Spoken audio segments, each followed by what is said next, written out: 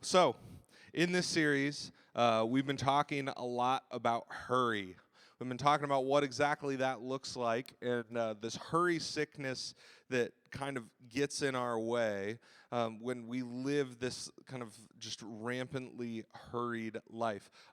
Can you in the back, production friends, can you grab my copy of this book? Real quick. I think it's just right back there. Yeah, there we go. I'm gonna read part of it later. Cool. I forget everything whenever I come up here. So go team.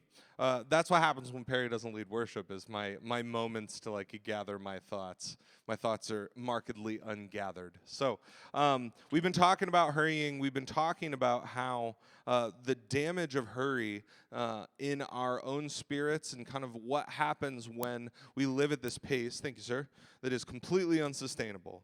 And it hurts ourselves, it hurts our relationship with others, it hurts our relationship to the divine. And it's not because we like being slow, it's because we're called to live at a pace that is different than what we're living at now. It's not, Jesus didn't just live at a different pace because he lived a couple thousand years ago. He lived at a different pace because his priorities were different. This is not an anti-progress thing, tirade. I'm not saying all technology is evil. What I am saying is that we've continued throughout history to live at a faster and faster pace until now it is unsustainable and it is causing us damage. And we're seeing that in every generation that exists on planet Earth today. So next week and the following week, we're going to take a look at some practices to help us with that. We've been talking about what the problem has been, and now what we're doing is I'm kind of leading us into those specific practices, talking about just one more week around kind of the perspective shifts that need to happen in order for us to do it. Because if we don't change our perspectives, our mind, how we are bringing ourselves to this topic, if we don't change the way that we're thinking about our own attention and our own time, then if I just give you some stuff to do, it just becomes another thing on a long list to do. And I'm already telling you your to-do lists are too long, so let me give you another thing. No, that's not what this is at all. The whole point of this week and the previous weeks have been, hey, let's look at how we spend our attention. Let's look at how we spend our time. Let's look at how our calendars reflect who we are. We talked last week about how my challenge was for us to evaluate our calendars. Does our calendar reflect our values? Was our question that we asked. Does the things that we spend our time on, does that reflect who we are? Because let's be clear, we all have the same 24 hours in a day. And certainly with all the caveats of kids and all those things that are really important, the question is, are we making time for the things that are important? And so we talked about that. And this week, we're going to talk about our relationship to our attention. So this last week, we talked about calendar, the way we spend our time. This week, we're talking about attention and what we're giving it to. Because again, remember, 24 hours in a day, but what are we spending that precious attention on? Change is going to require a change in our relationship with time and attention. True change of ourselves, is my lovely worded slide here, true change, is going to require a change in our relationship with time and attention. If we would like to be different, we're going to have to change in this way. Because time, we often treat as just another thing. Just all time is meant to be filled. Maybe you're like me and you have a general misunderstanding of how long things are going to take you. Anybody else who just like constantly gets that equation wrong? Like whatever formula you got in your head usually comes short a little bit. You can get roughly the right amount of time it takes to get something done, but that 15-minute phone call takes 17 minutes. And then you can't remember where you put your keys because they've grown up and they've sprouted legs somewhere, and you're like, good Lord, they have to be somewhere, right? There are only 3 places they could be, and they're never in any of those 3 places. And someone needs something from you in the last seconds before you leave, and then when you go pick up your kid, they need to go potty before you go, and you're like, maybe you have a toddler like me, and you're like, this should take 3 minutes, and that whole entire process takes roughly 473 minutes, or at least it feels like it. Then you have to pick them up, and you get the 37 art projects they made. And then there's an accident on the road that takes a lot of time, and you're cursing them. The person that's on the fender bender, you're like, "Why did you have to do this to me today?" As if their accident has something to do with you. Instead of wondering if they're doing okay, you're now cursing them because they've slowed you down. So that shows you your heart's in a really great place. And then you finally arrive at the thing that you're going to, which is supposed to be a really happy family obligation. But you get there and you're just like on edge. I show up to a lot of things that way, where you're like kind of focused on the wrong thing. But what this is doing is inviting us to live in a little bit of a different way. Because if we have a difference in how we see in our relationship with time and attention, all of a sudden, the way that we are in the world isn't just about the next thing. It isn't just about the thing that is going to lead us into this next big accomplishment that we're supposed to have. It's a situation that I described to a lot of us, but I'm going to read. So take that section that I just said to you, that example. Maybe you resonate with that. A quick show of hands. I'm connecting with somebody, right? Like, that is how we live. Okay, cool. Thanks, guys. Thanks for the head nods. Now, let's contrast that a little bit with a story in this book that's told from a social scientist that is, they're at a more kind of tribal area in Africa, and they're working with some locals, and this is the story that they encounter. This is from the book that you see on the screen. In the height of British colonialism, an English traveler lands in Africa intent on a rapid journey in the jungle.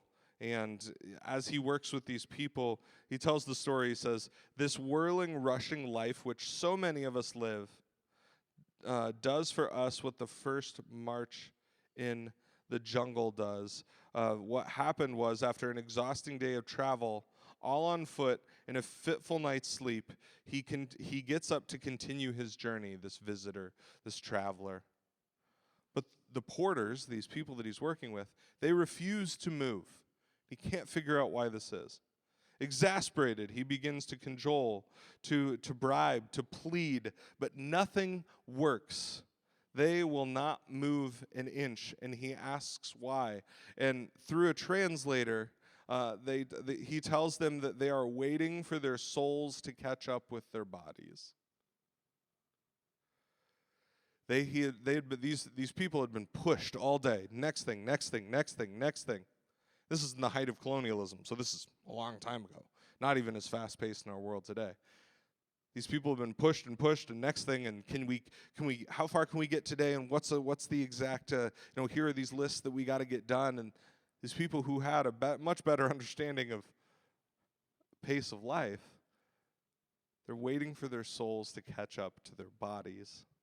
The solution is not treating every moment as a blank space in which to cram a half-hearted attempt for meaning. The solution is not treating every moment as a blank space in which to cram a half-hearted attempt for meaning, but instead, the solution is taking the time, whatever that time may be, to honor our values. I asked last week, I think I got a slide for that too, I asked last week if our calendar reflects our values. Our question this time is whether or not your attention honors your values. Because we can fill our calendars with a lot of really seemingly great stuff on the surface, but is the stuff that you're giving your attention to the stuff that's worthy of your attention? And I'm not saying to fill our time with stuff that we like. Sometimes we have to make sacrifices for who we're called to be. I would love to spend my time playing guitar just like all day long, like just getting better, working at things that I really love to do. I studied music in college. I would just sit there and just learn more things. That is a joy to me. That is how I'm made. And a lot of times there is a week that goes by in which I don't get to do that. And that's okay that I don't get to do that, because if all of a sudden the things that are put in my hands, the gifts that I have, if all of a sudden those are used as a distraction from the things that I love, well, my family, my friends, people that need me, all of a sudden if we use even our blessings as a distraction, then it becomes something less than what it needs to be. The whole point is not just to continually cram something into the moments that we have. There is a difference between stewarding the time that God's given us and living for the moment. That phrase has been co-opted a little bit. People, we hear all the time, guys, live for the moment, But the problem is that we need to live in the moment. We can't live for the moment. Living for the moment is living for right now who cares what happens after this, right? Because I just got to get more right now. I got to eat. It's like the Reese's the pumpkins. Did anybody get those in their kids stuff? You're like, I just got to cram another one of those in, man. It's just more. If I could eat like 30 of those bad boys, one, I would die.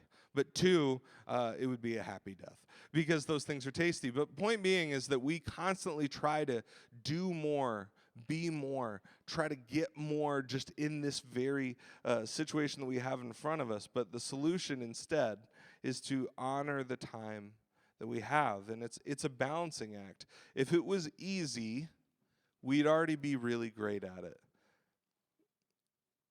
We can kind of go after the easy one, which is social media, right? See those teens, those youths, those people, that's what's the youth up to today, getting on the phones and the thing. Well, actually, a recent study showed that baby boomer generation has the highest rate of Facebook use, specifically, that 91% of baby boomers are on Facebook.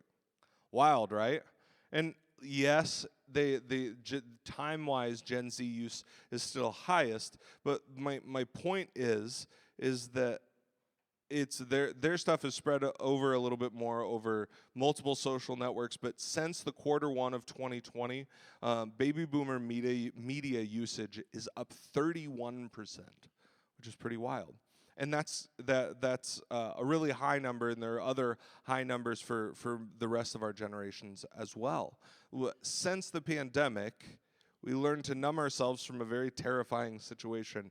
But even though we're all back in person, we're not wearing masks at the grocery store and all the other things that we were doing, we are indeed still at the same media usage rate that we ever were. I'm using some of these numbers as extremes because whether you're Gen X, whether you're a millennial like yours truly, we're falling prey to the middle of that. Or we're somewhere in the middle of those statistics. We're all falling prey to the attack on our attention.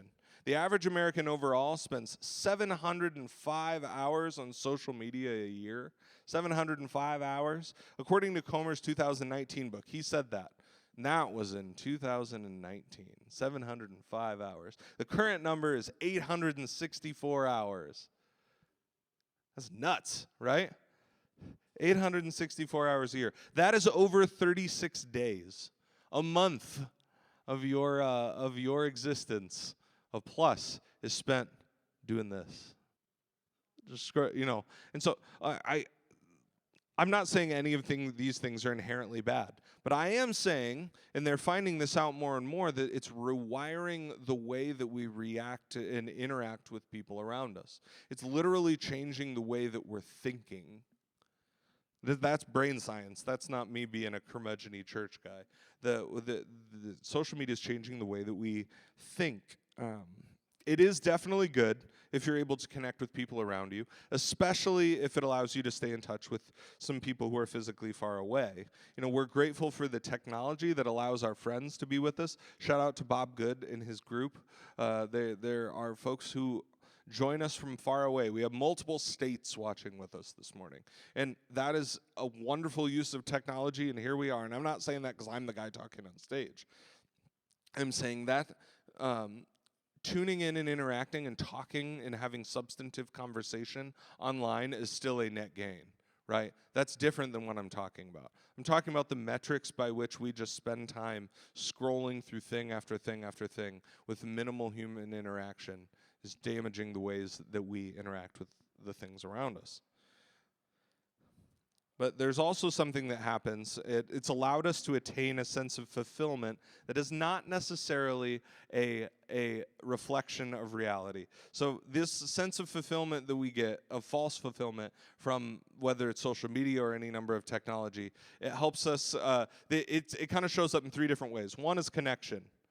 One way that we can feel as if we've, quote unquote, done the thing is in the realm of connecting with others. In some ways, yes, we are more connected than ever, but not necessarily in the most meaningful way. Social media networks are designed to give our brains a quick hit of dopamine whenever anybody likes something that we've done, gives a positive interaction. You get that notification that somebody liked something you did, you're like, yeah, I did it. What did you do? Right? Or even when you like somebody else's thing, you're like, yes, there I am. I have connected with somebody else. And in a world where human connection, it can be really awkward to talk to somebody that you don't know, or even it can be awkward to reach out to a friend that you haven't talked to in a while. And it can be hard to put yourself out there. It's much easier to like someone else's Facebook post or share something that a bunch of other people have. But especially as social media has devolved into a literally endless feed. You could actually scroll forever on most social media networks now, and it will always give you something more because it'll just cycle you back. But the point is that it's literally endless. An infinite feed is what they call it. And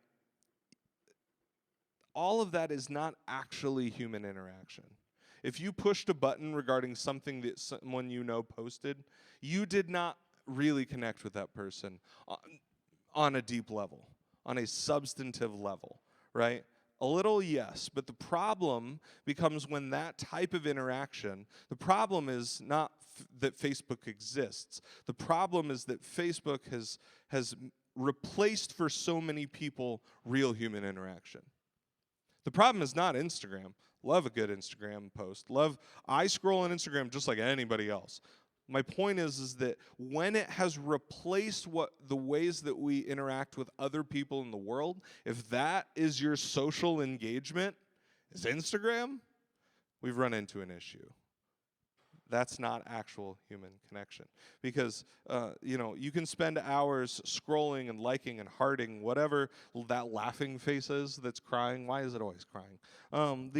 Whatever that is, at the end of the day, and still feel really hollow. And it's not because what you're doing is bad. It's because you're yearning for a social human interaction that social media just will never be. Another area of false fulfillment is achievement. Another idea is kind of getting something done. This is in a couple of areas, but another part of culture that is excessively hurried is in the way that we digest media. We binge watch everything now. I remember sitting, this is where I get, in my day, no, but do you remember sitting waiting and you're like, man, I wonder what's happening on Lost next week. Man, I really wonder how many people are on that island? Like, what's happening right now? Are they time traveling? What is that situation? You had to wait a week to figure that out. But instead, I'm not just yearning for the way things used to be. An interview recently said that with a TV writing team, a show writing team, if you still call it TV, I'm never quite sure about that, but they talk about how the way that they write media is different now.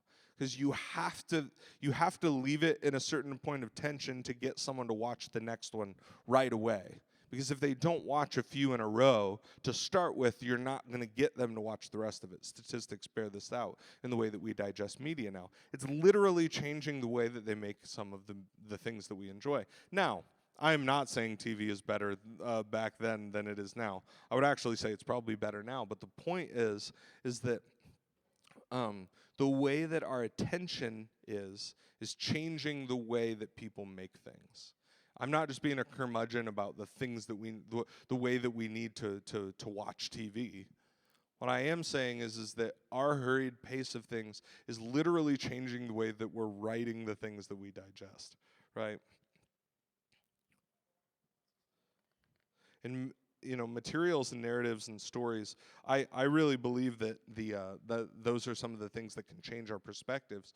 But all of a sudden, if people are more obsessed with if they can get us to pay attention for more, if it's all about the monopoly of trying to get us to watch 5 episodes in a row, or else we're never going to watch it again, because that's how broken we can be as a society. We're never gonna get to those stories that really matter.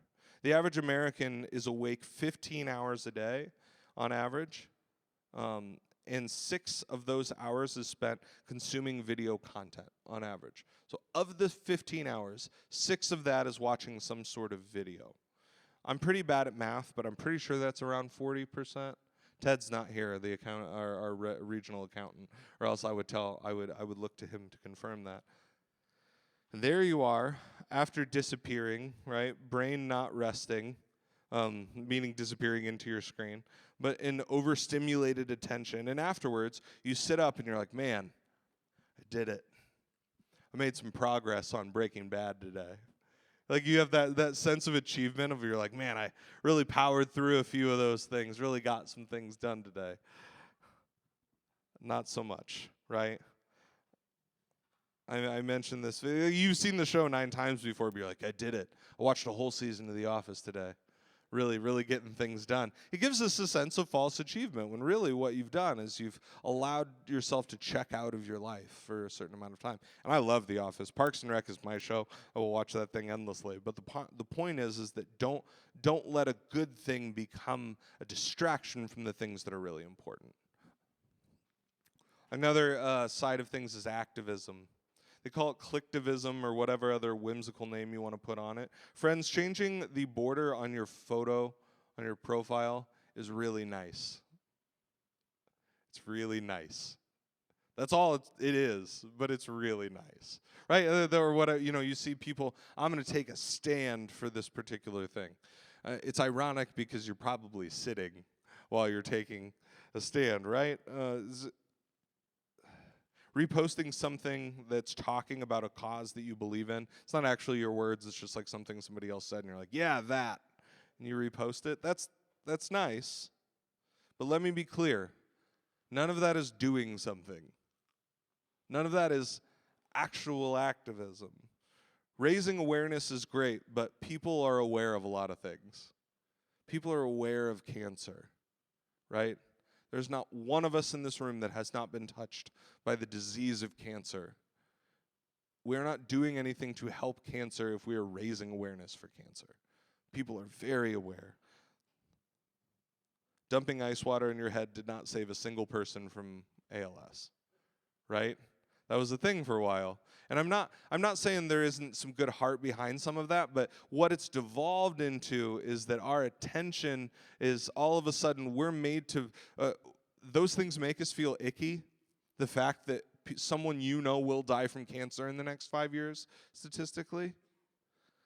That is a fact, and it makes us uncomfortable. So reposting something about cancer, we're like, oh, okay, I did something. Did you? If you're really feeling conflicted about that, pray about that.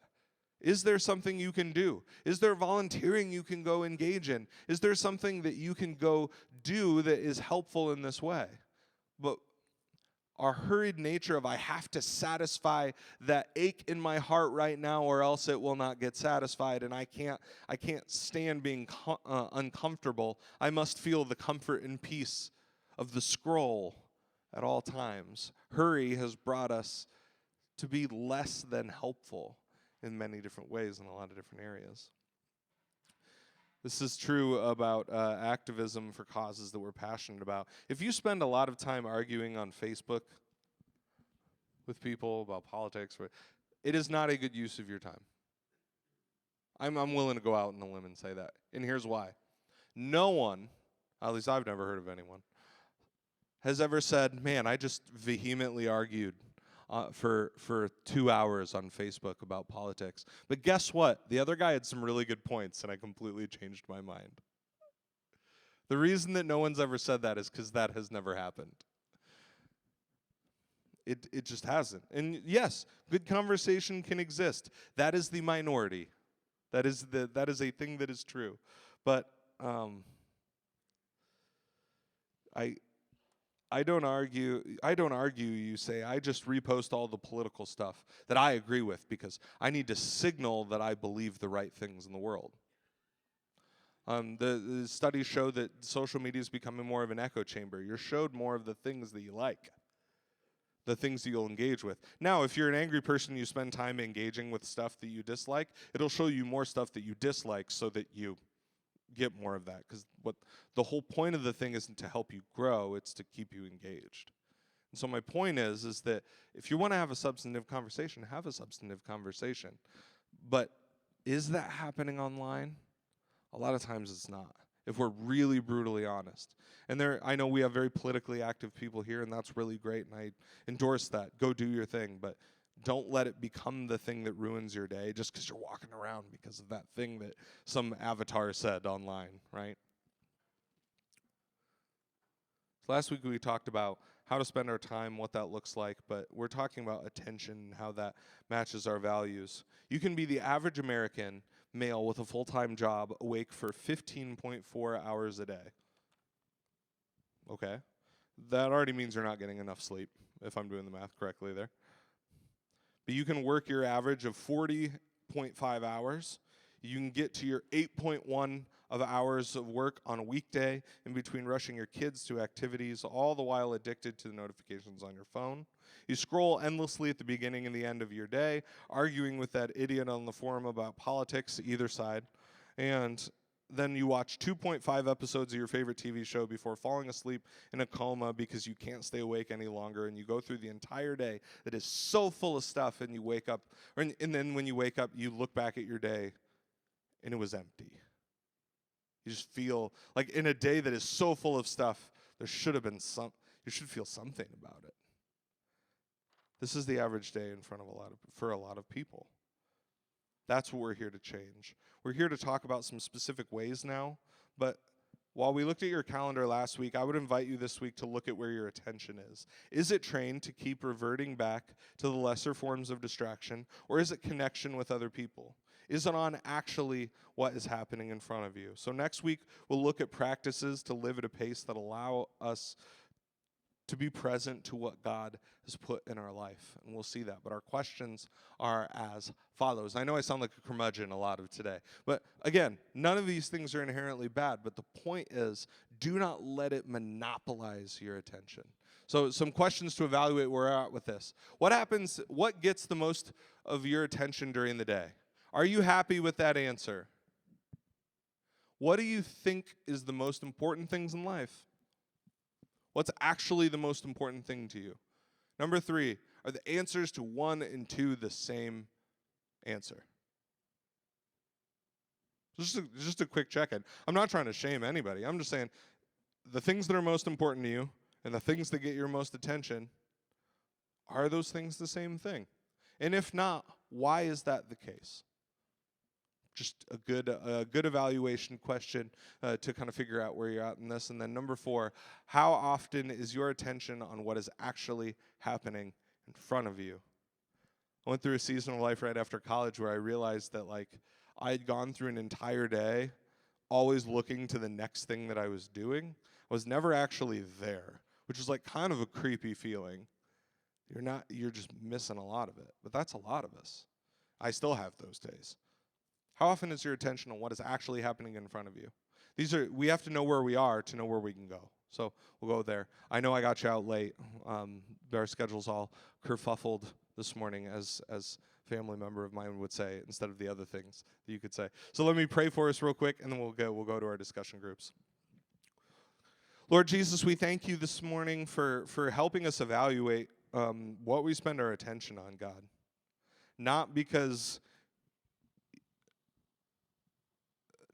we all need to be carbon copies of each other, because instead we should just be reading the Bible. God, you know that would be helpful. But God, we also know that you're putting stuff in our path. We know that you have blessed us with so many things. Time. You blessed us with talent. You blessed us with passions. You blessed us with people in front of us. Even the people that drive us crazy, God. Those are blessings waiting to teach us something, God. You've done all of this for us, and God, so many of us, me included, God, walk through the day instead of paying attention to what you've given us, God, the life that you've given us. Years passed, and we realized we missed a lot of it. So, God, I just pray for each and every man hearing my voice right now that they would not, that they would take the second to evaluate how they're spending their time, how they're spending their attention, God, and bring us back next week as we evaluate some ways to slow down, to slow our pace, to lift our eyes up to the world that you've given us, God. We thank you for your love. We thank you for your grace in all of this. I pray that nobody would find shame, but instead that they would find a conviction to follow what you have for us next. We thank you, Jesus, and we love you. It's in your good name that we pray. Amen. Grace and peace, friends. Go be good to each other. We will see you next week.